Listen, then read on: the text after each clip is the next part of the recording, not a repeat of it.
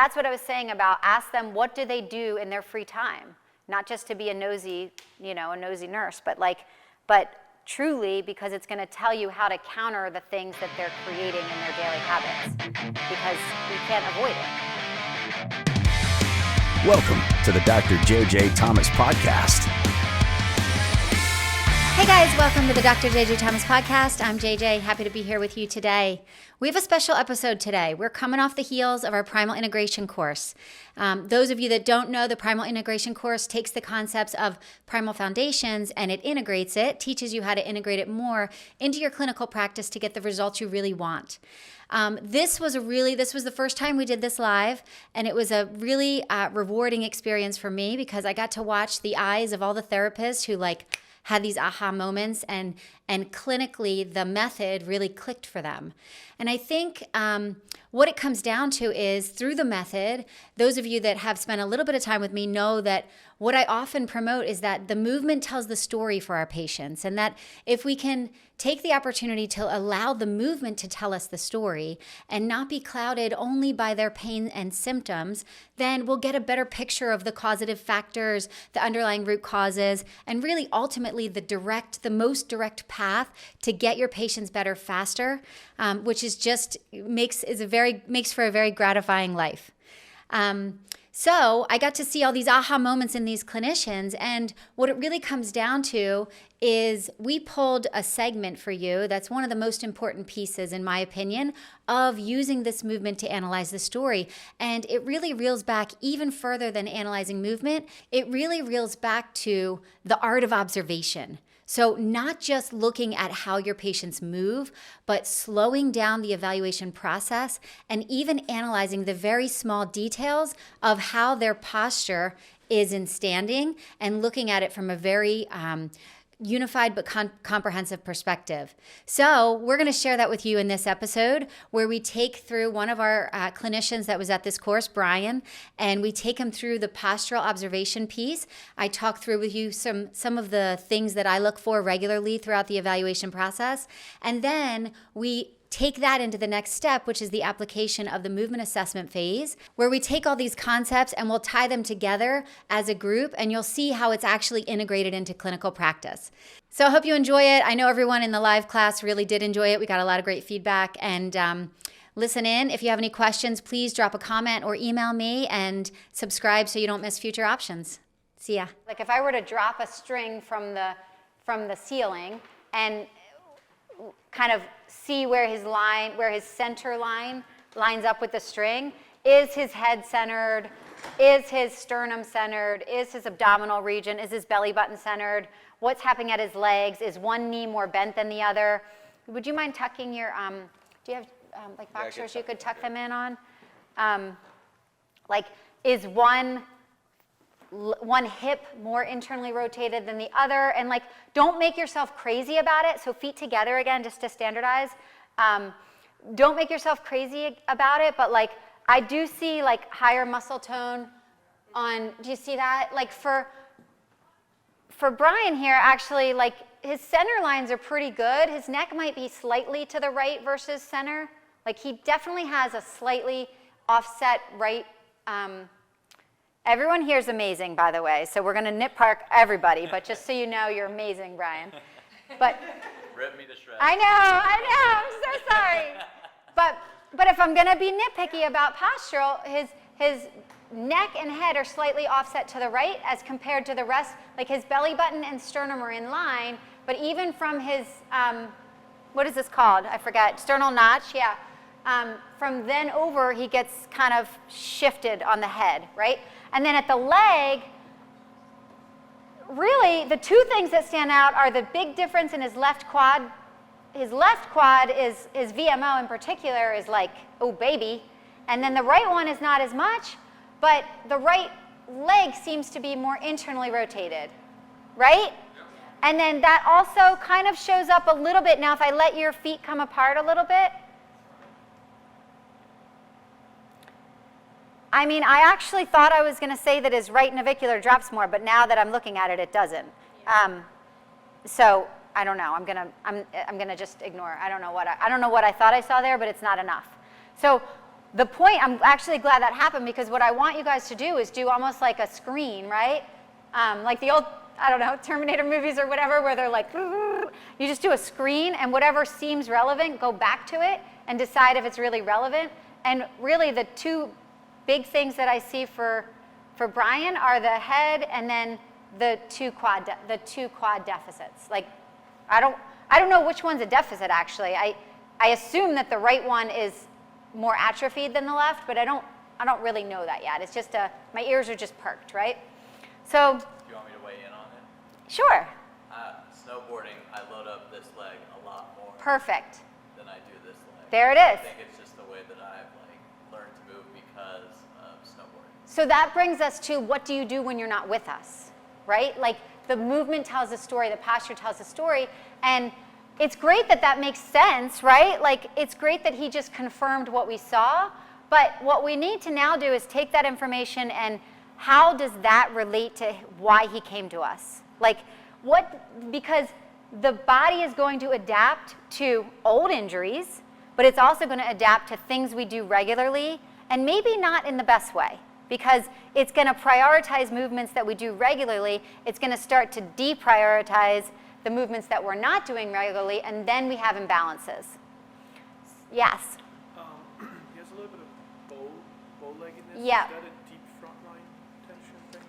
Because it's adductor, posterior tibialis. I don't know if that's I don't know, to be honest. I think that somebody would be able to, like, I'm sure somebody has probably Anatomy Trains has a take on that. I would assume it's more posterior, but I don't know, so I don't want to answer that.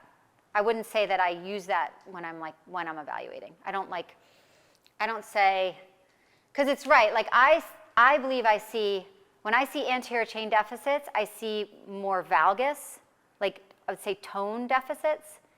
But so I don't know if you can say the opposite. If you notice, when I talked about posterior chain deficit trends that I see in evaluation, I talked more about this and not about the position of valgus versus varus, because I don't know that I've seen that, to be honest, but I don't know that it's not there either, if that makes sense. You know what I'm saying? In my experience, I haven't made that connection, but that doesn't mean it's not there. Got it. It just means that I don't want to say that to you because I can't say that I've tested it. You know what I mean? But good question. I've asked myself that, but when I was writing this, I literally was like, well, should I put varus here because anterior chain is valgus? And I'm like, but I don't know that I've seen that. And so I intentionally didn't put it there. Great.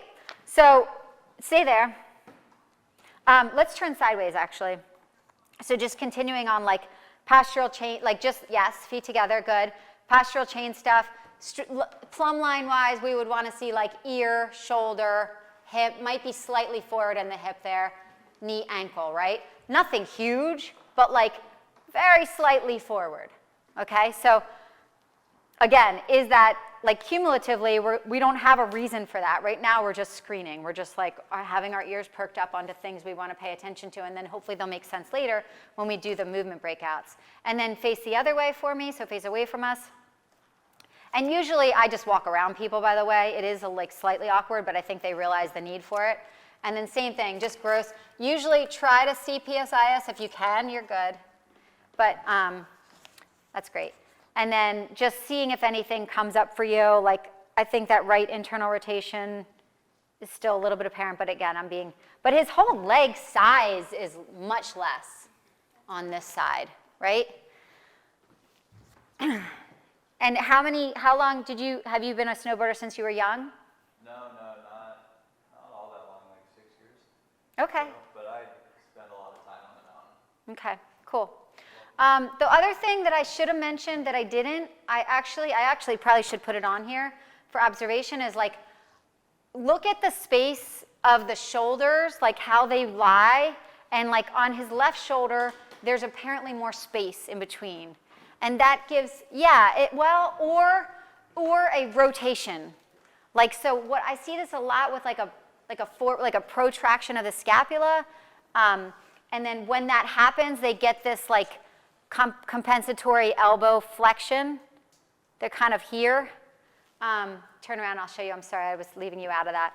So your left side You can see it here too. It just kind of hangs out a little bit more. But I think what we're really seeing is a little bit of rotation and elbow flexion, and because of that. So already I'm thinking, okay, we might see something with that left shoulder. It actually correlates, so he has that right. So now that I'm really looking at him and I'm starting to put the pieces together, this right shoulder does sit more forward. Pec looks like it might be tight. We'll see on movement testing. That correlates to pulling on this side, which is pulling on the neck. Everything is like starting to maybe take shape. That also, I don't know if that's a diagonal sling or not, but we'll find out. So maybe because he's putting so much weight on this, you know, but I don't want to speculate right now. I just want to go for the big rocks. So for me, the big rocks here are the side bend, it's not the side bend, it's more like a side glide of the head, potential right shoulder, and then something with just the size of both legs. And that's it. That's it as far as like basic observation. But recognizing like one of the biggest ones I see here is this belly button difference on people. And usually that takes me to a like old trauma or injury that it could be hip or it could be abdominal surgery related. But a lot of times that's a big one that if you look at is often very helpful. And then, so from there, as you're saying to these things, sometimes that's where the conversation becomes more normal to say, like, well, kind of like Brian was excited, just like Brian was like, do you want me to tell you? Because you picked, like, it's kind of fun for people too. And they're like, wow, that makes sense to me. It's a puzzle for me too. I spend a lot of time weight bearing on this leg. It makes sense that it's bigger. So a lot of times that will, if you just casually say to them, like, so here's what I'm seeing. And then they're like, oh, well, I do this. That might make sense. Or I had this injury. So that's part of how you can get the conversation going into their old trauma. And if they're not very conversational, try to pull it out of them because it will help without making them self-conscious. Surgical history, go back to it. I've had plenty of people, like I said, where they don't think it's related. They forget that they tore their peroneal tendon off the bone. And you know, when they were in high school. And then when you look at them, you're like, I just happened, you know, I don't know, but the right foot, something's going on with the way the right foot's positioned. Oh, I did have that. I had to have surgery when I was in high school, you know? So just kind of talk about it with them and something will usually come up. I do have the emotional trauma thing here as a checkbox. Like, again, you may not feel comfortable with all your patients day one. You certainly don't want to lose, you don't want to hurt a potential rapport with them if they don't feel open to those questions on the first visit. But if they do seem like they're open, and a nice way to test the waters is sometimes when I see a lot of rib flare in people, you know, I may say, like, I notice your ribs flare out a little bit. Sometimes I see that when it's related to like past trauma or breathing difficulties. Have you had any of that in your life? Like, and then you'll know right off the bat if they're ready to go there or not, because if they're like that girl looked at me, then you're like, okay, we're not ready for that. Or if they're like, oh, thank God, somebody's, like, I wondered if it was related to my mother passing and me being very upset, you know? So wait, you're not anywhere near done, my friend. I thought you gave me the nod, like, get out of here. No, it was the nod like, you're the best. Thank you for standing there half naked for me while I go through all this. Did he go anytime? I should have. You should have. Next time. And then the last part of this is the change in activity piece. Like, that's the other piece that if we just take 10 seconds to be like, let's talk about the timeline. That's how I say it to people. Let's talk about the timeline of when this stuff started. What were you doing at that time of your life? Was there something different in your job? Was there something going on with your kids or family? Was there an intervention? Did you have some dental work? Did you decide to wear new orthotics? Did you decide to try out a new pair of shoes? Like, literally, just start throwing things like that out there, and then all of a sudden, they oftentimes will think of something that may or may not be related to what you just said. But like, help guide them there. And then did I cover everything? Arch, femoral position, pelvic tilt, belly button position, ribs flared or depressed, plumb line straight, shoulder resting position, head position. Yeah, we covered everything. So now we're ready to move. Relax your arms. And most people, that's the other thing, you have to cue them to like relax because they feel like they're being tested and they sort of are. But they're gonna, if you don't tell them to relax, they're gonna like They're like this, and that's not their normal posture. So their movement's going to be off right off the bat. So I usually tell them, like I actually do this. Like I'm like, feet together, relax, and then sometimes I say like, pretend I'm not looking at you, and then just look down as far as you can. Okay, and can you go any further? Okay, so limitation there, and then back to center, and then look up as far as you can. Good, back to center. Remember to look for if he opens his jaw or not there. If he opens his jaw, I'm definitely looking at the neck and the upper cervical as a potential factor. But he didn't, and he moved decent into extension actually. How about look to the right? I love when you see them do that with their hands. So good, look to the right as far as you can, go again. Come back to center, make sure your teeth are together on that one for me. Don't clench them, just make them approximated, and then look right again. So he's definitely limited there. There's like a side bend component at the end, if you guys, I'm sure you all see that, and then come back to center. Now, right from there, I'm going to say, let's take your right arm and hold across on the opposite side, and then just relax it, and then look right. Different, right? He still side bends, but he goes further. So he gets further range, so that's a piece of the puzzle, but not all of it. Come back to center. Does it feel different to you when your arm is up? It does. You feel like you're going further? Yeah. Yeah. And I noticed this feels like it's stretching more. Yeah, like now you've accessed an area on the left that you didn't. And so right off the bat, so this is already the slide that we had up where the guy's like looking lost, like where do I start? This is already starting to confirm what we saw originally on observation was that there was a potential something going on in that right front shoulder. Relax that side. Now look left as far as you can. No, stay there. Okay. Not really. They can walk around. So that side's limited too, actually. Come back to center, and then let's cross the left side and go left. Come back to center. I'm not sure on that one. Put it down again. Go left again. They're pretty close, like maybe 2 degrees further with the arm up, but not enough. Let's go left again. I'm sorry. Arm down, look left. Back to center. Let's put the right arm up, other side, and look left. I think that was easier. So again, all signs are pointing to right pec for him. Let's now have you sit on the table all the way back so that you're flexed to 90 degrees. Even, can you go any further back, or is the table? That's too much. Sorry, that's overkill.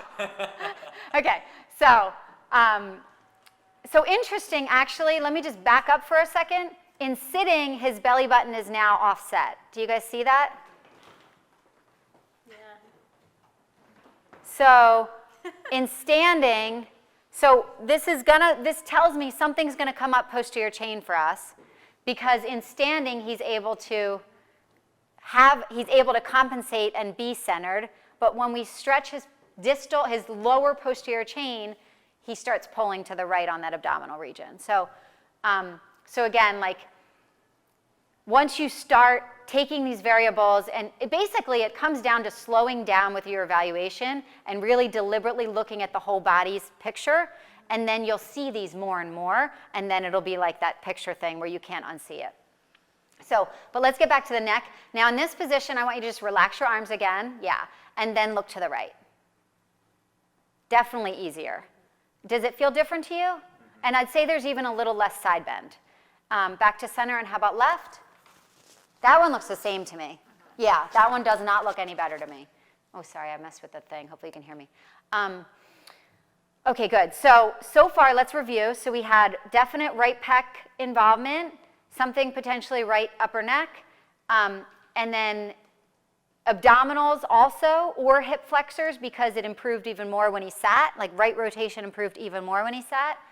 And then we have to see what's happening posterior chain that caused the belly button to be offset. Yeah, which it might, my guess is it's glute. Like, so I do think we're seeing this diagonal. So think about overuse patterns. Right side seems like it's lower tone in general, but I think what we're seeing is a large overuse of the left side. So potentially a tightness, which we're going to tease out, or an overuse syndrome of the left hip, which is manifesting into a cross pattern as well with the right shoulder. Make sense? So let's continue. So that's the cervical breakout. Now we're going to go to the neck, to the shoulder breakout, and see what that shows us. So now we're going to stand again. But we have, like, from that, we pinged essentially right pec and abdominals for sure. Maybe hip flexors and maybe something posterior chain, but we'll look further in a minute. So for this one, let's just do shoulder patterns. So you're going to go straight up, elbows straight, good. Come back up and come back down, I mean. And I want you to really keep your elbow honestly straight. Wait, don't go. It doesn't have to be next to the ear. It can be like in a straight plane.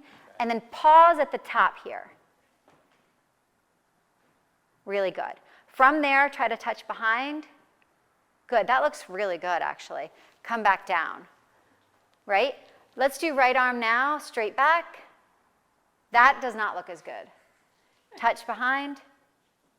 Back to center. So again, all signs are pointing to right pec again. I'm actually surprised his right flexion was so good, because a lot of times I'll see that, we'll see that. You guys, I'm sure, see that all the time, where pec limits that end range flexion sometimes. But he did a good job there.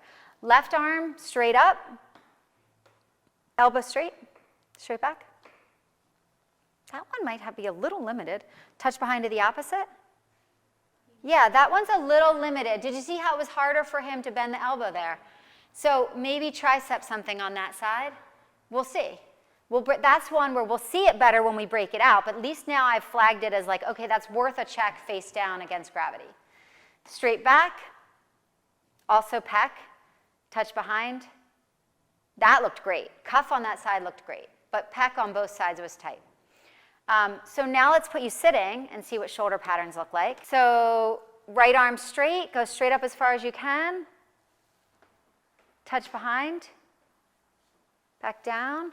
And then it's a little hard in the sitting position, but try to get the arm back as far as you can. It's a little further, and then touch behind. So this again points to shoulder extensions a little better when we shorten the abdominals. So I'm definitely going to treat abdominals and maybe hip flexors on that well, maybe both sides. We have to tease that out still. And then left one, go straight, but the shoulder didn't seem to change. So I'm not thinking anything there. And that one, good, go, and then touch behind. Sorry to stand right in front of you. Now that, come back to center. Did that feel any different to you in standing versus sitting? Yeah, it did. Is it a little better? Yeah. Good. The first time, like, it definitely, like, I felt like my body was, like, Fighting it? You kind of leaned forward more when you Yeah. were standing. And I'll say, like, part of me was like, I think that was better, but I also was trying to not lead him. That's why I said, does that feel any different to you? Because he could also say the opposite, but if I said to him, does that feel better in sitting, then I don't know if I've led him or not. So the word choice I try to be careful with. I'm not always great about it, but I do try to deliberately say, does that feel different to you? And then let them tell me so that, but that again points back to what we were thinking, which is anterior chain more for him. Like, yeah, exactly. So now straight back here, and that's also a little further extension than he had in standing, and then touch behind, and that looked good the first time. So the rotation piece of that looked good the first time, so that's good. Now let's go prone. So now we'll do the shoulder breakouts in prone and see what comes up. So we'll just do straight prone, and you could do head rested. We'll just do active versus passive here. So elbow straight, lift straight up. And can I bring him further? Yes. So there is a motor control deficit on that side. Again, it might be related to that sling. Sometimes, I don't do this often, but if you're curious and you want to see connections, sometimes you can just give input to their opposite side and lift up. It's no different, honestly. I would say that's no different. And then let's see the other side. So you could do all three breakouts there, but because we're looking a lot at flexion for him, let's just go with that. So elbow straight here, lift straight up. Really hard on that side. Really hard. And that was not as apparent in standing, I'd say. But let's actually put him in sit. Let's put you in the locked position, the lumbar lock. So put your right hand behind your back. And then I do have to block him from side bending here, so just push down and rotate up. So I can bring him a little further. So a little bit of a motor control. Let's put this on your head. And then rotate up. Definitely worse. So there's that pec thing. But his abs are short, so does that change when we lengthen his abs? Right? So let's get an image again of what. So let's do both patterns again. So arm into functional internal. and then rotate up. You guys have an image of that in your head. And then the other one, I think here, he doesn't even want to put it on his head. Go ahead. Yeah. Now, check prone, like prone propped. So abs are now on stretch, but relax, like, yeah, exactly. Now do internal rotation first. So right arm behind the, yep, and then press down, rotate up. Worse, way worse, right?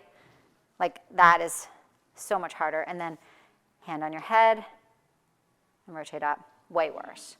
So all these, that's what I mean. Like it seems overwhelming to do all these tests, but what you see is basically you're just, by the time I have a patient and I've done all these tests, I know that when I treat his pec, I'm going to change whatever he came in for.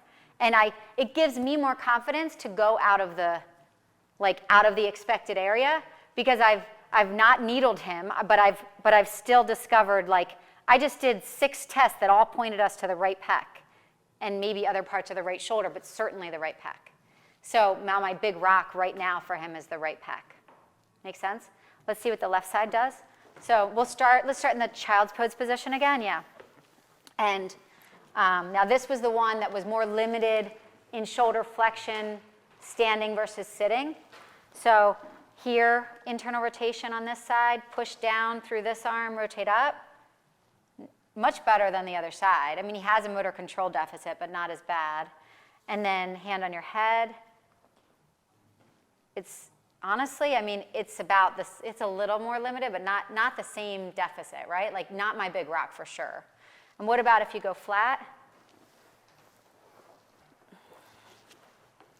Let me block you, good, good. Go head up. That's worse. I mean, I think it's the same worse. So same thing though, that points us to abdominals, because he has less thoracic rotation with his abdominals on stretch, similar to how shoulder flexion was worse in standing with abdominals on stretch versus sitting. When you shorten the abdominals, he moves better. Make sense? So then are you going to treat shoulder, retest the symptoms, and then go to Bingo. abdominals or vice versa? Oh, no. Well, so the biggest rock to me was the right shoulder, because neck rotation changed off that, trunk rotation changed off that. I just think multiple signs pointed to that and the abs. So I will do right shoulder first, then retest. Sometimes you'll see that they have acceptable, like sometimes the abdominals are the factor because of that fascial attachment of the big rock, like of the pecs. So what we might see is that after we treat this, his left, you guys want to do it? But so that's why you have to retest every time, because we know that his anterior chain is affecting both of these, but we don't know how deep it goes. Like it might be his abs, but it might be his abs because of that right pec. So treat the one that seems the most relevant, that's away from the area of symptoms, and then retest everything. And some things might clear up just from that. That's the other benefit to doing the whole, like kind of the whole body evaluation right off the gate, because in the end, when you have 6 or 7 or 8 tests that point to one area, and you have 2 that point to another area, oftentimes when you treat the more dysfunctional area, the other ones just resolve, and then you're not like chasing everything. You save time in the long run. So if he had shoulder pain, then maybe Yes. and then maybe look even further than that. Exactly. Exactly. Yeah, and to be honest, like I think we should continue these are exactly the questions I want, but let's also continue the rest of the movement eval. So, okay, real life scenario. If I had a 30-minute slot with him, I would probably stop here and treat the pec to get him some relief, get some information that's going to be useful for future sessions, be able to start building that rapport that we're solution oriented and that he needs, that we're going to be able to get him better. But if I had an hour for him, I would still choose to do the rest of the movement tests.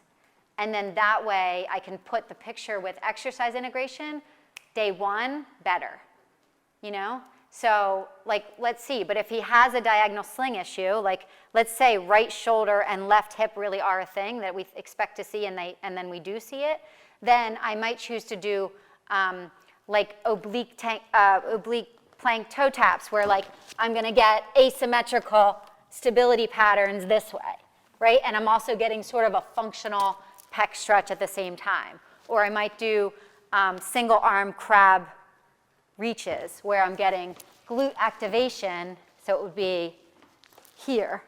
So I'm getting like a functional stretch of the right pec while I'm getting glute activation integrating it.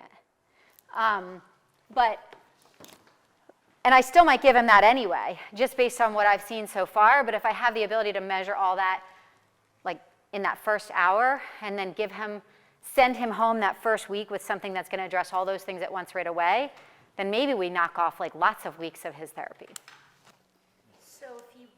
So with the limited time thing, Yeah, if you say he had right shoulder pain, yeah. in your exam though, would you then do more lower extremity first? I to would. see, instead of Or abs. Like at least remote enough, like I know, like let's say I didn't have time to check lower extremity. well, that's the thing. But if you're trying to get away from the painful, would you start there maybe? I would- Or, like do the whole. I would honestly still probably start abdominal. Okay. Because Would you do all? I would do everything we just did. Okay.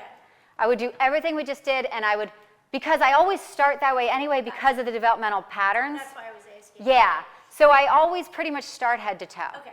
And then because we got that far and we found things, I would go with the, You would just treat what you found more distant. Exactly. And maybe. And if I had 3 more minutes and I wanted to feel hip passive range, like let's do it. Let's say, so this is a 30-minute scenario, right? Right. So lie on your back. So I don't really have time. So we're detouring a minute, but I think you guys are all with me, right? So I don't really have time to do the full evaluation, but I still suspect something in this left hip. So I might just say, you know what, I want to treat your abdominals, but let me just check one thing in your hips real quick. And so just relax your legs for me, and I'm going to just feel what his passive hip range is. And, oh, thank you for plugging it in. I thought I would do without it, but you knew me better. So that doesn't feel too bad. What I see and feel is his whole hip is coming up here, like it is more of a glute thing. Let's see what rotation. Yeah, that's what I thought I felt. So he has 30 degrees of external rotation without me getting pelvic compensation there. So yeah, in that case, if I lock down here, yeah, that's his Faber. So right, if I had just done this, then I might do glutes on that side first. But if I had to give you my gut right now, I still think I'd do, because I had more tests that pointed to the abs. But I would certainly give him an exercise that's going to integrate this too. Let's continue the regular eval then, okay? Sound good? Yeah. How you feeling? I'm doing good. Good. Do you ever notice tightness in that hip? Both my hips feel very tight. Okay. But yeah, I would say this hip is tighter, and I think it again goes back to snowboarding because I load Sure. a ton. Yeah. And it's Yeah, so- interesting. It's the tighter one, and then when I do single leg things, this leg is also less. It's more difficult to stabilize. For sure. As strange as Because that it's like, sounds. F you, I do the work all the time. Where are you, right leg? Yeah. Like it's mad at you. Yeah. Your hip is my surgeon's hands, right? Like that's what I was saying about ask them what do they do in their free time, not just to be a nosy nurse, but truly because it's going to tell you how to counter the things that they're creating in their daily habits, because we can't avoid it. If it's a desk work, if it's a person that's sitting all day long, we're going to have to give them things to counter that. If it's a surgeon that's using their hands all day long, we're going to have to give them things to counter that. If it's a snowboarder that's predominantly leaning weight on their left side all the time, we're going to have to give them things to balance that. Yeah, cool. All right, so stand up. Real quick. Yeah. If I had like an issue with the rotational movements, that's when you'd have me prone doing Yeah. external. Well, no, honestly, I just tried to pick the biggest, the most gross patterns that could show us correlations between the body. Okay. Again, if I had an hour, I probably would check external and internal right there. If I had 30 minutes, I might just check flexion there and just see if there's a motor control versus a tightness thing. And then look for relationships that way. Good question. Let's face this way for the flexion test. So for this one, yeah, feet together, knees really straight. And I want you to just bend forward as far as you can. Good. And then come back up. And then I'm going to slip my hand in between here, and I want you to squeeze my hand nice and hard. Don't be afraid. Come on, give it to me, Brian. There you go. Now, keep it squeezed. That's the hardest thing for people. They don't want to squeeze you. Keep it squeezed as you bend forward. Keep it squeezed, keep it squeezed, keep it squeezed, keep it squeezed, keep it squeezed, keep it squeezed. How'd that feel to you? Come back up. Not all that much different. Okay, come back up. Go forward one more time. So we're looking at range. Good, come back up. And then squeeze nice and hard for me. Squeeze, squeeze, squeeze. Keep it squeezed. Keep it squeezed. Good. Keep it squeezed. Keep it squeezed. Keep it squeezed. Keep it squeezed. Keep it squeezed. Does it look different or does it look the same? Yeah. It felt like you went easy, but it's not. But maybe it's not big enough rock for me, to be honest. But it definitely is a little different. But he doesn't feel it. I did make him squeeze more the second time because I feel like he was still afraid to push me. But I want it to be. These tests should be pretty obvious if they're going to be worth your time. So it's not, I agree, I don't know that it's obvious enough for me or him that I'm going to spend too much time here. Let's go sit here, arms overhead, and extend back as far as you can. Good, looks really good. So come back to center. So by our movement standards, that would be a really functional extension, right? But what we want to make sure is that we're measuring everyone to their own capabilities. So I'm still, even though that looked good, I'm still going to check it against his arms down. So let's do hands at your hips and extend back as far as you can. I still think that's about the same. So if it had changed, I would say I want more. But it looks the same, so I'm not actually that worried. Something to caution to you guys about our patients, many patients, what they'll do, especially females that do yoga or whatever, they'll push themselves forward. And I don't want that either. I don't want it to be like an active assistive motion here. I want to see what they're doing with their arms up versus their arms down. So try to make sure you're keeping an eye on that. I'll just have them just place your arms on your hips, not drive yourself forward, because then it's a whole different. I feel like we're not really being deliberate with our testing. So just keep your eyes out for that. Let's check rotation now. Let me make sure I'm following my thing here. So yeah. So flexion, extension, rotation. So face that way. This one I like to watch from behind, and that's because I usually I like to look at the separation between upper trunk rotation and pelvic rotation, and also I guess what's happening down at the legs. I think it's important to standardize. I usually have them in this what do we call this? Whatever position, anatomical position. Yeah. I think if they're too far out, it gets the tendency is to use their arms. People will do, just relax for a second. I notice when people are here versus here, sorry, Brian, when people are up here versus down here, they tend to let their arms really move, and it's really confusing. But if you keep them locked in this anatomical posture, then they're going to move like a rotisserie chicken more, which is what we want.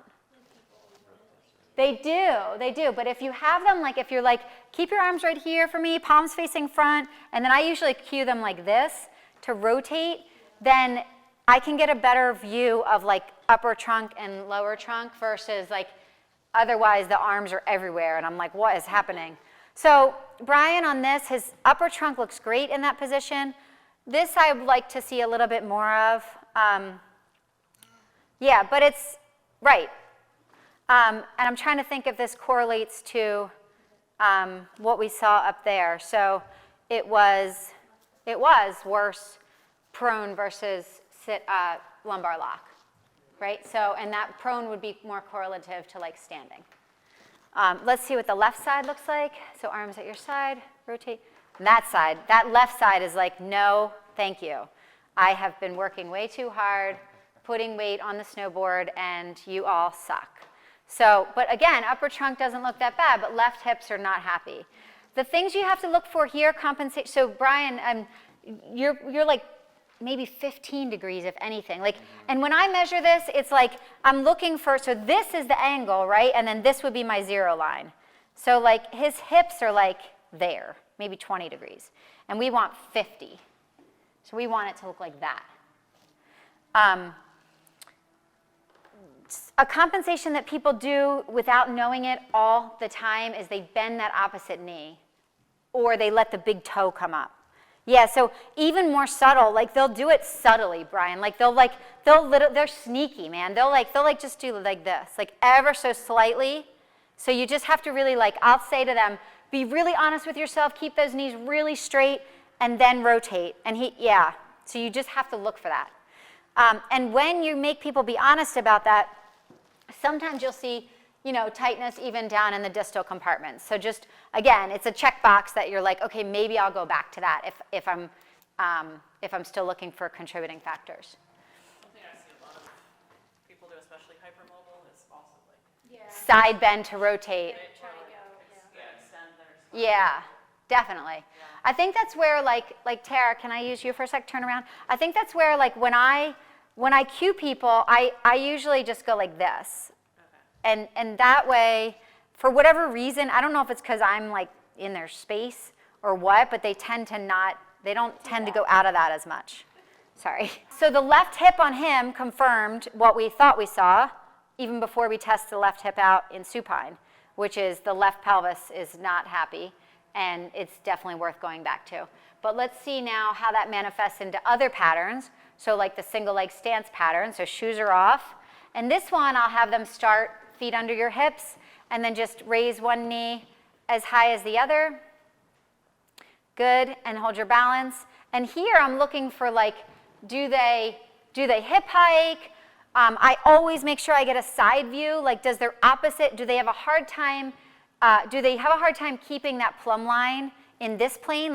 A lot of people with either tightness on the downside or inhibition issues, they'll either lean back, right? Or they'll be flexed here and they can't get over that hip. So looking from both front and side view is really important on that. Let's check to the other side.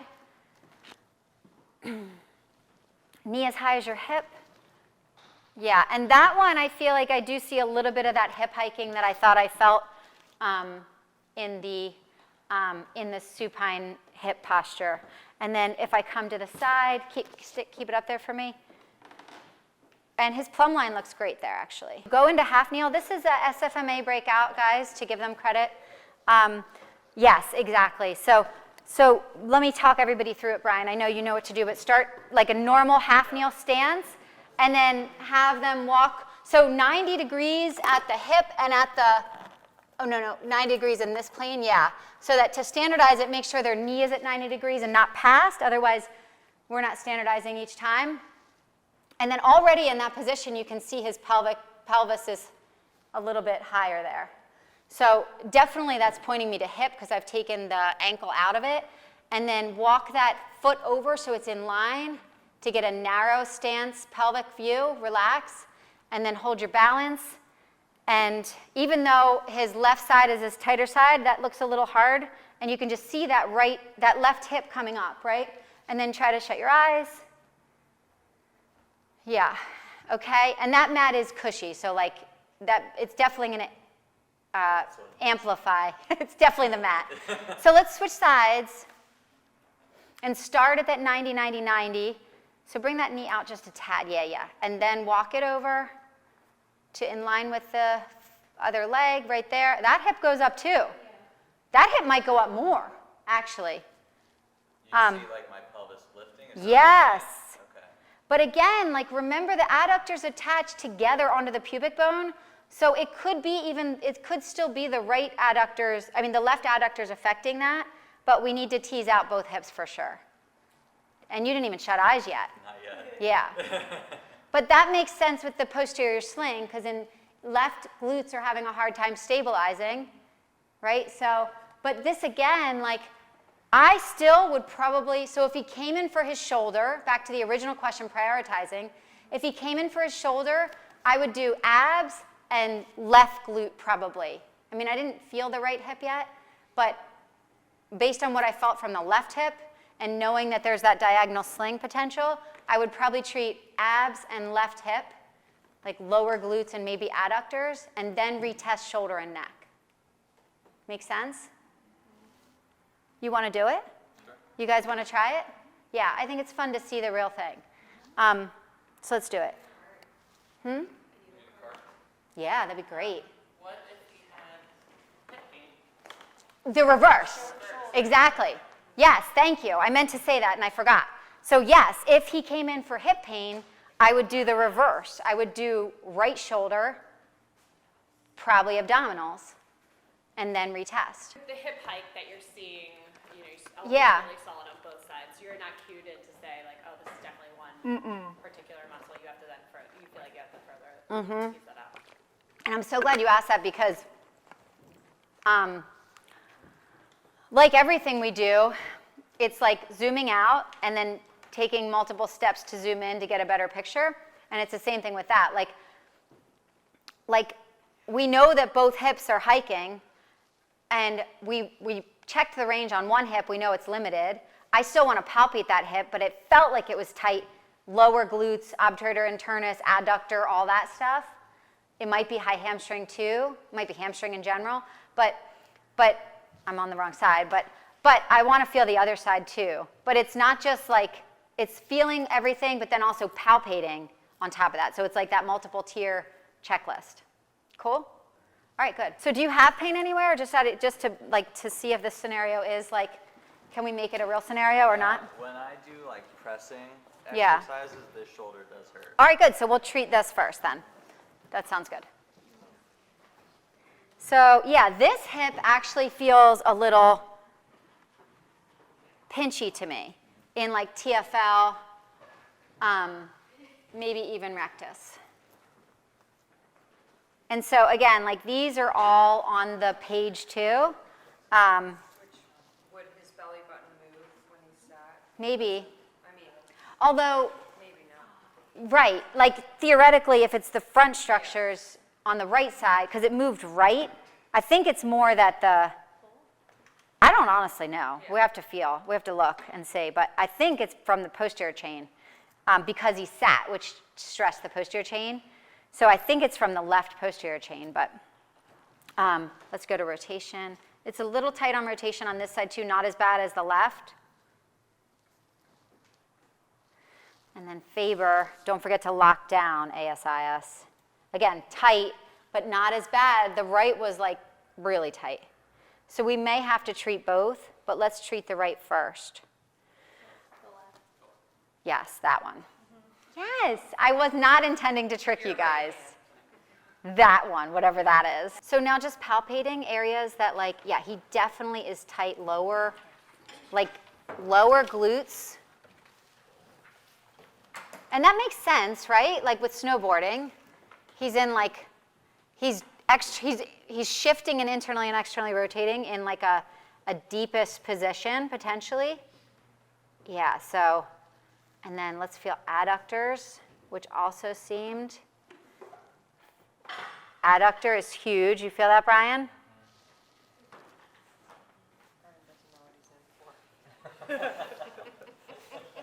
Chelsea does. Oh, God. So,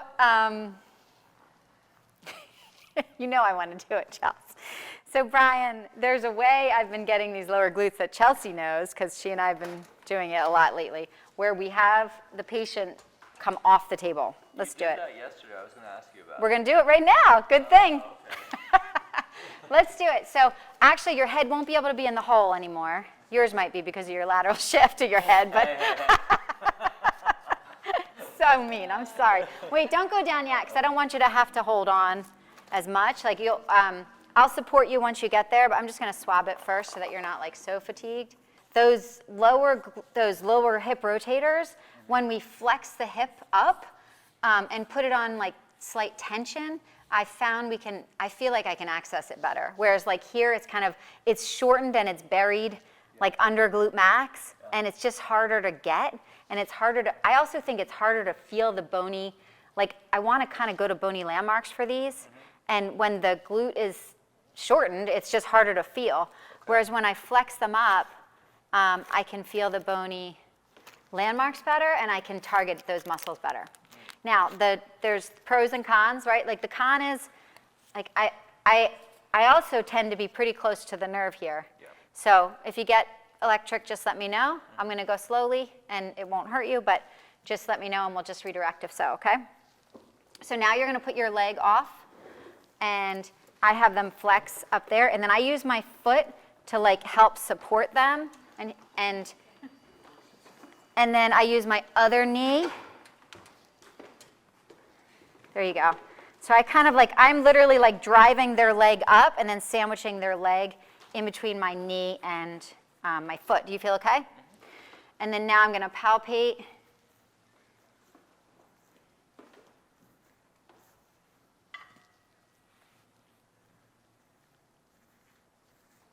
Again, and it's like out here where the greater troch is. So I'm going through glute max, probably getting quadratus femoris. You good here?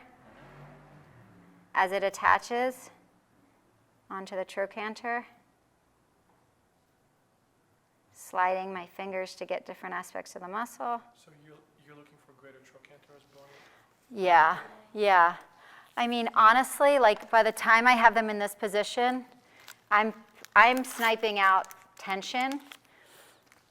And really what I'm looking for is I'm trying to get whatever tension I feel that is not, like sometimes I am going right where the nerve is. But if I can get it without being right where the nerve is, then I'm going to try. Like he's still tight here by like the ischium. So now I'm going to angle, I'm going to push this musculature into the ischium and then angle onto the ischium that way, or towards the ischium. So that's ischium. Like it's like the superior aspect of ischium, right? Like. It's good to see that's not bothering you. I'm not bitter. Okay, here we go. Here's another one. So yeah, I'm just kind of following the tightness now. You good, Brian? Now, I'm not really on ischium there anymore, but I'm just using depth. And he's tight there. Okay, let's do 2 more. And then I know his adductors are going to need it, but because it's my first visit treating him, I kind of want to see what this does. So I'm going to finish with the gluteals and then retest. So now I'm going to go for, it'll be more like the bottom surface of the ilium. So that's ilium. You saw I went through glute max. I'm kind of on the lower borders, probably of piriformis, and edging towards, that was glute max again. But I'm on ilium every time there. It looks like I think in this region, most people don't needle in this region because they're so afraid of hitting the sciatic nerve. But if you go slowly, it's a really fruitful region that will help. Like we have a woman who has had chronic plantar fasciitis and some also, not coincidentally, chronic hamstring tendinosis, and like treating this area in this position just cleared her up like a lot, like 70 to 80%. Go back up, lie on your back. And she was funny because when I was treating it, that's what made me think of it. I was really near the nerve there. And when I was treating it, I told her, I'm like, you might feel symptoms down your leg, just let me know, no big deal, we'll go slowly. And then as we were doing it, I did approximate nerve, and she's like, oh, I feel that into my heel. And she's like, but that was my plantar fasciitis pain. And I was like, good, let's go, like, let's see. And then she came back after that treatment, and she's like, my foot pain is so much better. I like side lying. I get so good, like, try this and see if you like it for some people too. Like, I do side lying for somebody who doesn't feel as, like, strong. Like, I mean, you kind of, even though I'm supporting him, they have to be strong enough to be able to, like, be comfortable in that position. So I would say I use side lying more for the people that are either in, like, an inflammatory state and maybe I'm nervous about them trying to hold that position, or they're just generally not as strong. Like Brian, I know, can tolerate that position. So I would say I prefer this position for those that handle it, that can handle it, but side lying is also great. And I'll use it also for, and that might just be personal preference. Like, it might just be because I can feel the things I need to feel there, and maybe you feel them better in side lying. You know? I'm on the right leg, right, guys? So that's better. Yeah. But I do feel adductor there now. Do you feel it? Hold this down. Way better. And I'm so glad I retested, because I would have thought that I had to do adductor more. to get this relief. And I'm not saying he doesn't need it. You're not out of the woods. But out of curiosity, let's have you stand look, and relax arms and then look down, right? And then center and then look to the right. It looks better, but it's hard to tell, right? It did. What do you think, Brian? Does that feel the same or different? Still better when we do the shoulder. Yeah. But the quality now that he shuts the shoulder is even better. Like he's not side bending at all when he shortens the pack. What I was checking is when I did this the last time, that's when I got a big stretch. Yeah. Here, and it's not as, I sit still stretching, but it's not as intense. Okay, cool. Here. So let's go up here. And then touch, yeah, no, that was right. And then touch behind. That one's subtle for me. That one's really hard for me. So let's go, and then let's just check rotation. Should I check this one too? Oh, yeah, sure. So extension looks a little easier. Like everything's a little bit better in that shoulder. Turn that way, feet together, palms facing front, rotate right. Yep, good job keeping the knees straight. And then rotate left. That one's still limited. It's like slightly more, but not enough. So let's go to adductor like we wanted to. And then that'll be cool because we'll check neck again to see how much adductor is related to the abdominals. So we'll go face, let's go face down because I felt a lot in adductor magnus. Here we go. I think I'm going to, after this one, we might go the other direction too and get it from face up. I'm just following the tension, guys.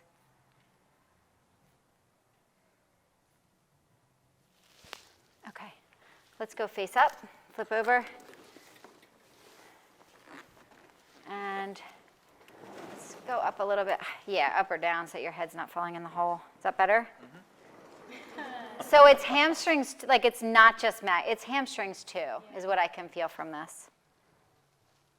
Here we go. So I'm going to get adductors and hamstrings here.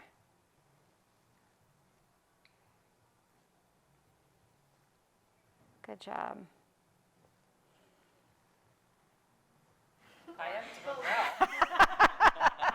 Look at that. That's better. I mean, right? Yeah. There's your answer. No, just kidding. Right? Yeah. So let's see. And I'm really locking him here, but like it's falling. Let's see what everything looks like. Let's check a couple things. Let's check, feet together. Look down and up. Good, and that was better. So that's that anterior chain, right? Adductors, anterior chain, back to center. Look over the right. That's definitely better.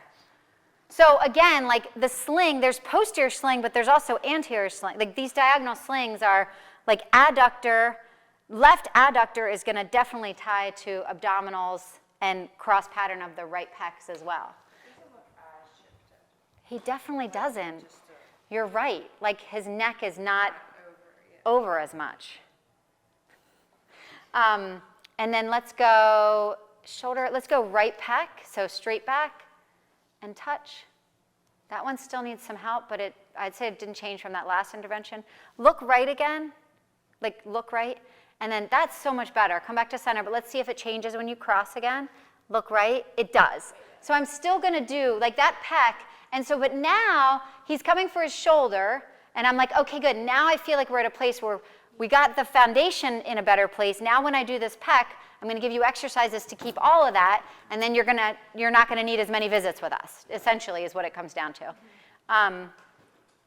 Let's check rotation, so face away from me. Multi-segmental rotation, feet together, palms facing front. Rotate to the right, look behind me to the back wall as far as you can. Awesome. And then left. Much better. Yeah, so he's closer to 30 degrees there. Obviously, we still have some work to do. What I would do clinically from here is check side bend.